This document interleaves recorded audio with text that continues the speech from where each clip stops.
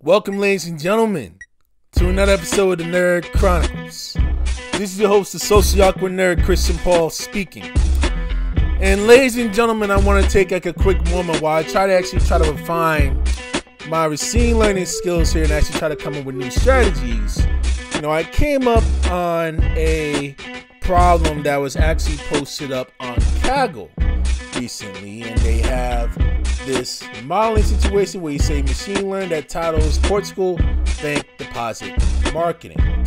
So they had bank term deposit predictions that was mainly there, and this was actually done by an single from Kaggle, in which he actually got the actual source basically from Hugging Face, in which the offer in this case, if we're able to actually try to look at it right now, is stemming from Mr. Andy Rashika. I want to give a huge shout out to him in regards to that, in which he basically monitors Portugal bank deposits.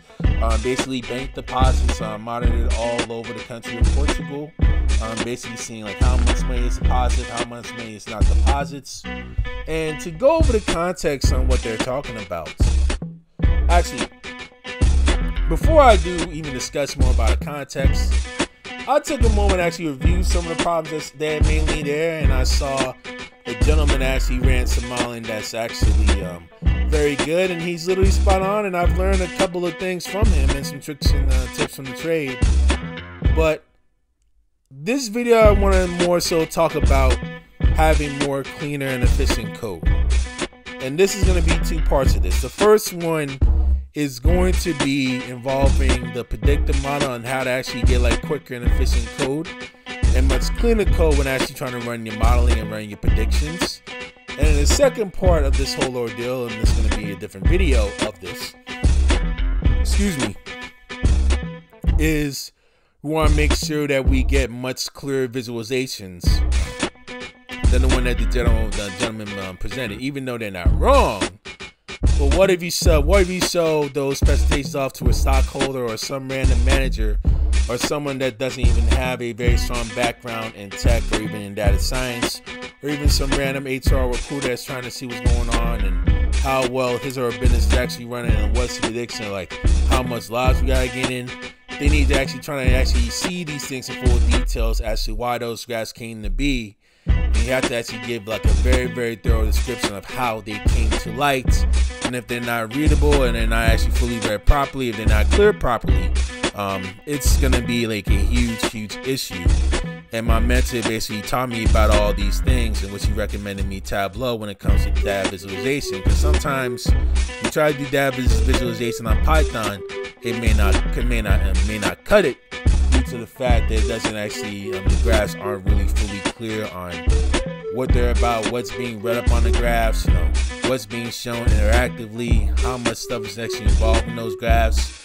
It's not thoroughly clear, and at times it may not be thoroughly readable. So that's why I want to actually try and discuss with you guys in regards to that today in this video, right? Part one is going to be strictly in this video, and then the next video is going to be strictly data visualization. Now let's try and get to the nitty-gritty of what this little modeling ordeal is about. So in Portugal, term deposits are a major source of income for a bank. A term deposit is a cash investment held at a financial institution in which your money is invested for an agreed rate of interest over a fixed amount of time or term. The bank has various outreach plans to sell term deposits to their customers, such as email marketing, advertising, any other form of marketing, blah blah blah. And with telephone marketing campaigns, I'm not even going to try and read the rest of this. You actually understand what I'm saying. And you see some of the keys that are there. They have like a train file they actually work with to actually try and do your practice and actually do your theoretical stuff and actually do your predictors based on the test model. That's why they have like a test data set as well as a testing data set. Train data set and a testing data set, excuse me. So in the train data set, we know we have 45,211 rows, 18 columns that's ordered by date stemming from May 2008 to November 2010. And test.csv is basically 121 rows and 18 columns, so 10% of the examples, obviously. 4,521. That's randomly selected from the train, and you see all the detailed column descriptions and what they do with the data. Age, job, marital status, education, credit default, yearly balance, excuse me, yearly financial balance in euros. Does the person have a housing loan, or does the person have a personal loan? And then you talk about relates to the last contact of the campaign, the contact communication type. You're talking about the contact day of the month, last contact day month representing the last contact month, duration representing the last contact duration. And they have all the other miscellaneous attributes. Campaign involving the number of contacts performed during the campaign for the client. P days represents the number of days that will pass after the client was last contacted from a previous campaign. Previous equals number of contacts performed before the campaign and for the clients. And the outcome, P outcome, is the outcome of the previous marketing campaign. It's based on the previous being history. And now the output variable, which is basically the response, is Y. Have the client subscribe, return deposits, and all the other attributes that we stated before. 1 through 16, they are your initial predictors. Now, I want to try and get through the gentleman's work that he has done in Kaggle with regards to the whole ordeal. So let me go and exile this window here, and let's go and have a bit of fun. Juicy! Juicy! Alright, ladies and gentlemen, I want to take a look at this gentleman's code by the name of Mr. Rahul from Kaggle. Alright? And what he did is literally spot on. But he did his coding basically through he did it through the cloud, through the Kaggle cloud in order for it to work. That's why you're seeing some of the stuff that's actually repetitive there. But I would suggest that you actually make sure you actually get that coding done if you can. If you know if the data is a bit small enough to actually handle, if it's not in the millions, if it's probably in like the 10,000s or maybe 100,000 at most, I think it would be best that you would be able to actually try and do it within your own computer, within your own memory hard drive system. As long as it doesn't go past, let's say for a certain, maybe like 100,000, maybe 200,000. But if it goes to like 500,000, that's too much. That's gonna wreck your computer. You're gonna have to actually do like a whole big cloud for that, and that's gonna be a whole different story, but for a different day, right? So when it comes with like kilos, megabytes, all those things, kilobytes, better actually try to use your own memory and actually try to run your own code and have your own Python system. And then if you actually choose to do it through a cloud and make some quick tweaks, you can definitely do it that way, right? But because he did it to the cloud, that's where he has some repetitive stuff. But if you try to do it this way, if he actually did it all in one swoop, then he wouldn't have to actually worry about actually trying to import certain libraries and getting all the stuff done over and over again. Now he starts doing the data processing, as you can see here, based within the read only, and then he does all the importations with certain file names that he basically has to run. That's basically what he had to do in order for him to actually run the notebook via those data sets. So now we go to importing the libraries, right? And pardon the loading with the mouse. It's actually going to take a while. Now we got everything set. So now we have the libraries that are basically here. They had all the basic stuff down. My first question is, why would you involve TensorFlow if you actually barely used it? Right? I think definitely TensorFlow is definitely unnecessary in this case. But a quick set of advice. When you're doing some sections within basically a library, or you're basically just doing something that's basically through a package in Python, it's best to actually try to actually list all the possible methods and stuff that's actually within that package, and try to do it in one line if you can. You know, make sure you don't actually try to use up too much lines up in your code so that you don't folks don't even get outworked and everything, right? So with pre-processing, you can definitely put label encoder and actually use the common one hot code encoder. Basically utilize them all in one. Model selection, you can definitely do the train test split. I don't know why he had that stuff really heat up in the line. He doesn't really need to put that up in there again if that's going to run once.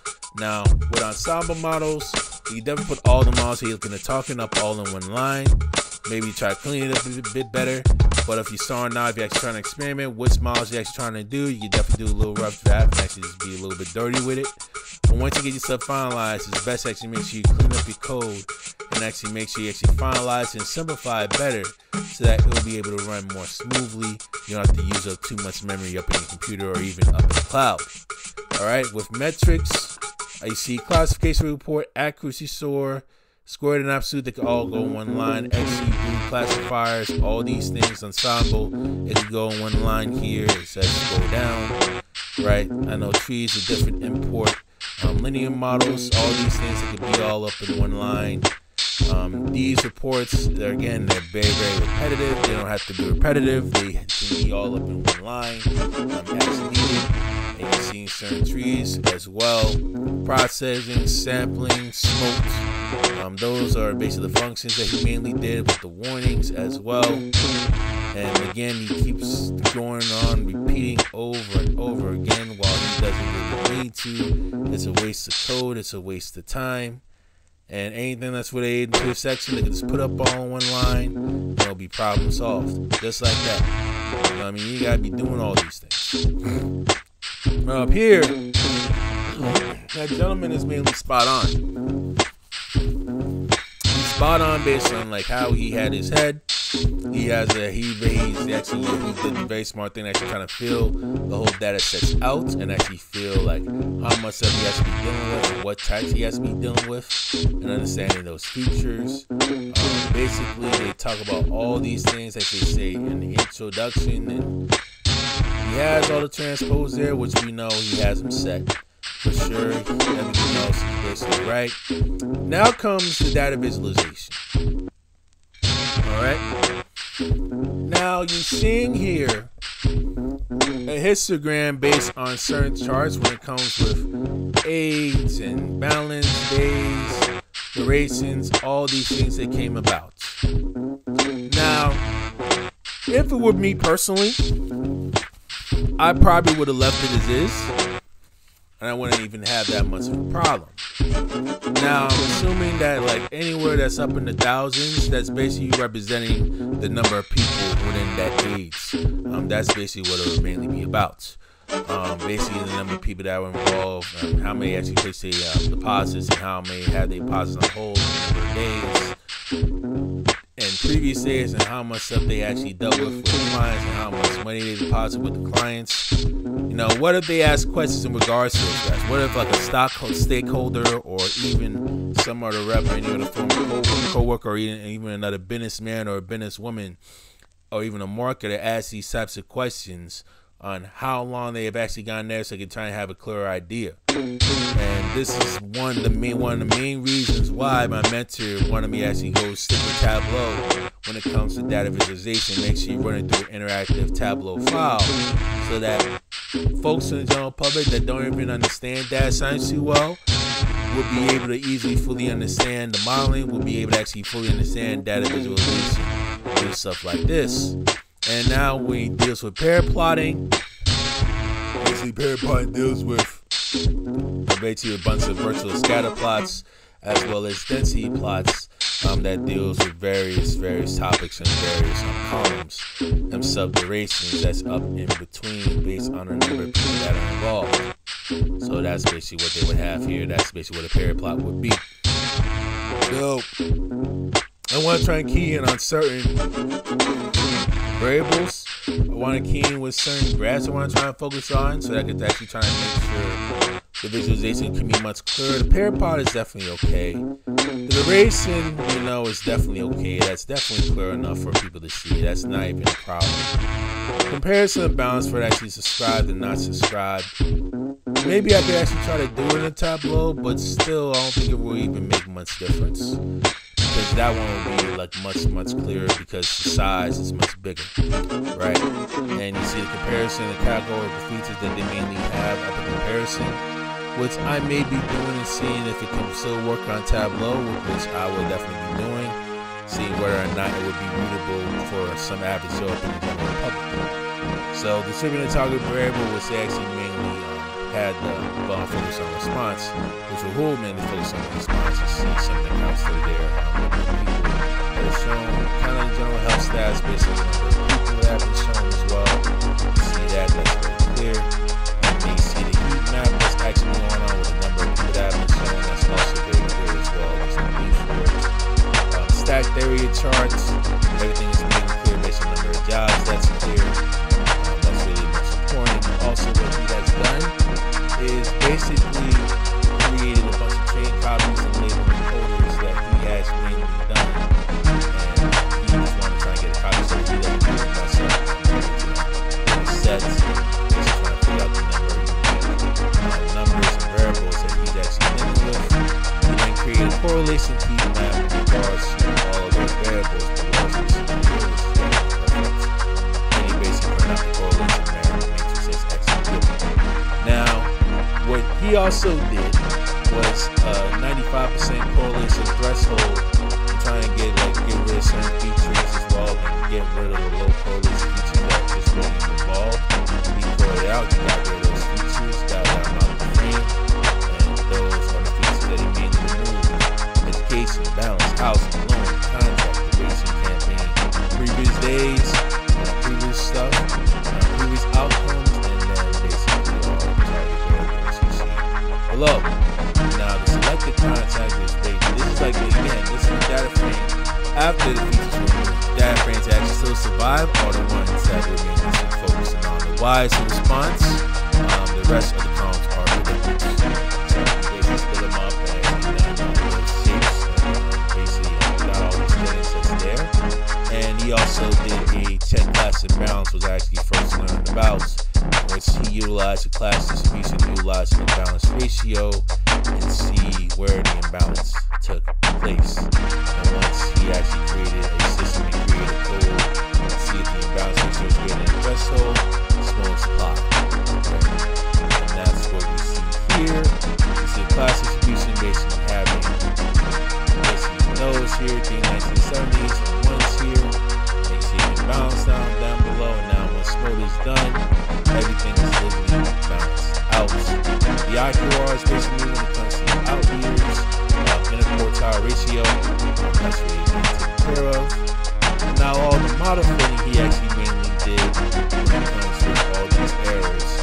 This is where he actually did like a lot of coding and a lot of code writing all over the place, so much so that he really had to actually rewrite after he opened some packages, because that takes a while because he has to give it work. That's why he has to actually all the stuff that mainly keep thinking about. They did like an AE score and tried to generate like drop curves that are basically evolved, but I don't think that's really necessary actually, right? And they have to do all these drop scores every single time and do all these classifiers every single time and had to import everything. Now, after all of this, and you have to really load in every single one that's there, you know, and he did all these rock curves that they mainly did with regression, XE boosting, logistics stuff. You're seeing the AUC curve mainly go down, XG boost, which they have the AUC curve mainly go through, and the LGBM, that's the one that he would basically do with the receiving operating characteristic that's basically done. But I probably would do it in a different way. Now, although he's a bit white, although he's right based on his performance summaries, got all the test infos involved, model test accuracy basically done, all those things that were there, and he got the performance he done. His model came out to about 79% accurate. He's 79% accurate based on what he has done, and most stuff that he has is basically right, which I will give himself full credit on. But again, the code can be much cleaner and much more efficient in less time, especially when you're doing multiple projects that's coming up in your job. Now let's go and try and see my code to see if it can try to handle what it can do and what type of stuff it can try to learn and try to correct and try to improve. Alright, ladies and gentlemen, let's take a look into my code as well, and this is going to be the sealer and all of this here. So we're going to go into basically my code that was there, and I made some mistakes as well, but basically in the first go around, when you're actually doing some following, you're doing some experimentations, it's always okay to just try to list what you need. If you feel like more stuff's being last minute, you can definitely add on from time to time, but when you try to finalize it, try to make sure that you clean your code as much as you can. So I basically had much of his stuff that's mainly there. I did not use the rock curve or the AUC curve basically for the modeling. Instead, what I did, I utilized a trick from Jason, who basically had some machine learning mastery. He's the one that actually had some of the tricks that I basically learned from, and he basically taught us to actually do machine learning like a more efficient way. So my code, what I could have done better, I could have done pre-processing all up in one line based on what I needed, and that could have been cleared as well. sklearn maybe could have been used. Actually, no, sklearn should be used. It's already definitely used. But the only thing I just didn't really need in this, and looking back, is definitely the rock AUC score and the rock curve. You know, there's no need for me to really add those things there. So I basically done some of the same stuff that he mainly did, utilizing the same data visualization points that he mainly has. But I did something a bit different once I got rid of all the thresholds here. So what I did was I utilized a test option evaluation metric utilizing a number of folds of 10 with like the random state equaling 42, right? Utilizing through the negative mean squared error. So whoever was ever model that has the lowest mean negative mean squared error, basically on performance, given the data sets and all that jazz, that's the model that you definitely have to use as long as it works. So I did a model appending on 10 models: linear regression, logistic regression, lasso rigs, neighbors classifier, decision trees, classification regression trees, classifier, that's short for decision trees, XG boost classifier, cap boost classifier, gradient boosting classifier, as well as the LGBM light gradient boosting method classifier. So that's what they have, and what I've done, as usual, I basically did a comparison of the models to see which one performs the best, as I've stated up in previous videos as far back as within a couple years ago. And this is what I have here. So I click on this. This is basically the viewpoint that I mainly have with the models. As you can see here, if I can actually click on the model spot that's mainly down, if I could really try to view it up a little bit and actually try to zoom in. Let me try to roll this up.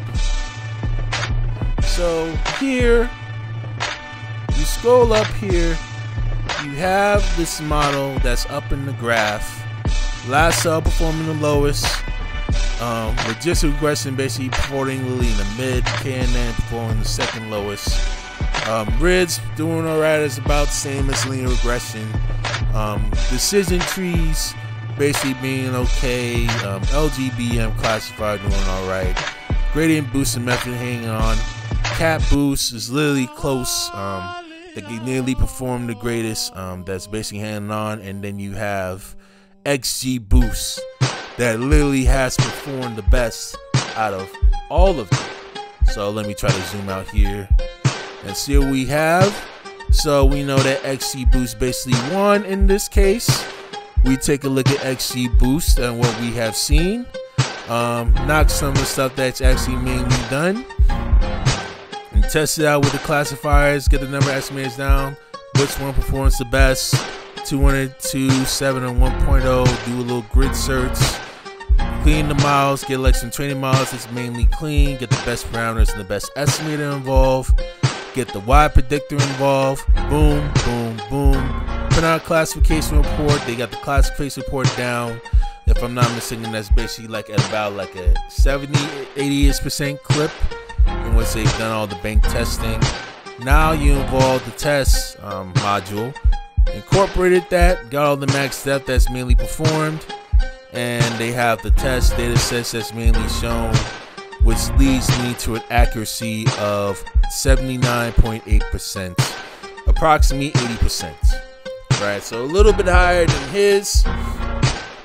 Maybe I made like some short tweaks that may have been a little off, but my model is a little bit efficient given that method. You know what I mean? I'm not saying that what Rahul did was wrong. Absolutely not. He didn't do anything wrong in this case. It's actually perfect. But when it comes to code, when it comes to efficiency, when actually trying to make sure you get all the stuff done as quick as you possibly can, also as thoroughly as you can as well, so you don't waste too much time and do unnecessary coding. Not only will your code be cleaner, but you'll be able to actually handle efficient coding in this matter. So that's what I mean when you gotta try to make sure you clean your code as much as you can. And also I want to actually try to point out this as well. There's always going to be some of the data scientist or some other machine learning engineer that's always going to come up with like some code that's actually going to be way more efficient than yours, or basically like another model or create another package that could do like all modeling literally within one line, and do like a predictive model literally within half a line or even a full line of code. There's always going to be some programmer or developer or even scientist that's going to do some better coding than you, and it's always best that you actually take and learn with some tricks that he has and try to know some game as much as he has, and try to use some of their methods so you'll be able to enhance your coding skills literally down the line. And I want to leave it at that. I want to give a huge shout out to Rahul. I want to give a huge shout out to the gentleman from Kabul, as well as to the gentleman from Hugging Face that actually presented the data set. It could definitely be used as a test modeling exam to use for interview preparation when it comes to your new job. It can definitely be used as practice on how you're able to literally solve problems and how you're able to literally model. It would be like a good, efficient spot to really try to test out your code and maybe practice in regards to that. Now that part one is in the way, I want to take a moment to look at certain visualization graphs and actually try to dig a little bit more clear so that, you know, the general public can actually understand these things a bit better. Probably some of the graphs, not all, because there are some graphs that are definitely readable and definitely clear, so that basically the general public can definitely they'll definitely read and easily understand. There's more so which graphs are going to basically be the most understandable, or actually scratch that, which software is going to produce the graphs that are actually the most understandable for folks outside this space to mainly understand, so that they'll be able to actually make better decision makings when it comes to their business. And with that, Christian Paul from the Nerd Chronicles is signing out. Deuces.